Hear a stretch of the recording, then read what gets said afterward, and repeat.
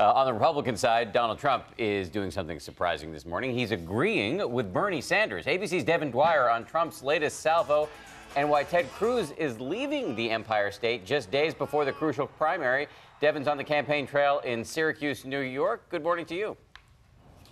Hey, good morning, Dan. After his loss to Ted Cruz in Wisconsin, Donald Trump's looking to Tuesday's New York primary to start a new chapter in his campaign, getting back to winning and taking on Hillary Clinton. This morning, Donald Trump's in an Empire state of mind. Folks, we need a change, but not an Obama change. We need a real change. We don't need Hillary Clinton, who's a disaster. Trump's turning up the heat on fellow New Yorker Hillary Clinton. He's so far ahead in this state, he's wandering into the Democratic debate. Wall Street owns Hillary Clinton. Wall Street, remember. On that, I agree with Bernie Sanders. But rival Ted Cruz says Trump is a fan of other prominent New York Democrats. A new Cruz TV ad hammers Trump for his kind words about New York City Mayor Bill de Blasio. Trump hasn't spent a dime on TV advertising in New York and holds a commanding lead. God bless the great state of New York. Meanwhile, Ted Cruz is ditching New York today to try to win over GOP delegates where Trump has not campaigned. When I'm done here, I'm getting on a plane and flying to the state of Wyoming. This as Trump continues to question the fairness of the delegate selection process. The Republicans want to play cute with us, right? If I don't make it, you're going to have millions of people that don't vote for a Republican. They're not going to vote at all. Now, while Ted Cruz and John Kasich both prepare for a contested convention, Donald Trump this morning says he's begun softening the tone of his campaign to unify the party, telling the New York newspaper Newsday, quote, "I've said things that were a little bit too tough." Paula?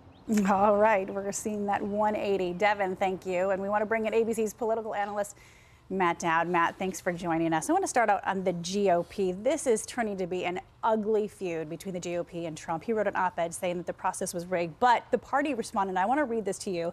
Quote, "Each process is easy to understand for those willing to learn it. It ultimately falls on the campaigns to be up to speed on these delegate rules." Have you ever seen anything like this before? They're eating their own.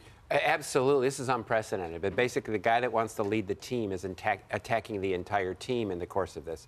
He's trying to do a hostile takeover of the GOP. He's like Carl Icahn of the politics right now. He's trying to take it over. You've never seen anything like this. Trump is right. The system is rigged. And the RNC right is the rules were known. So both sides are right.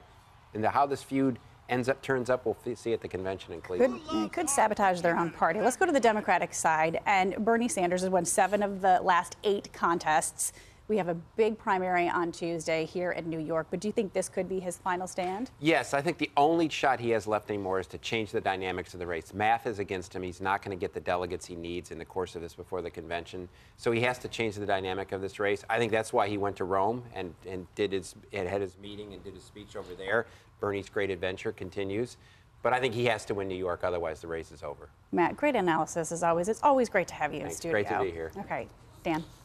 I want to remind everybody that they're going to have a big show tomorrow on This Week. Matt will be there, both Hillary Clinton and Bernie Sanders, joining George Stephanopoulos to talk about the primary in New York. T-minus 3 days until that. So much more coming up tomorrow morning on This Week right here on ABC. Matt, thanks again.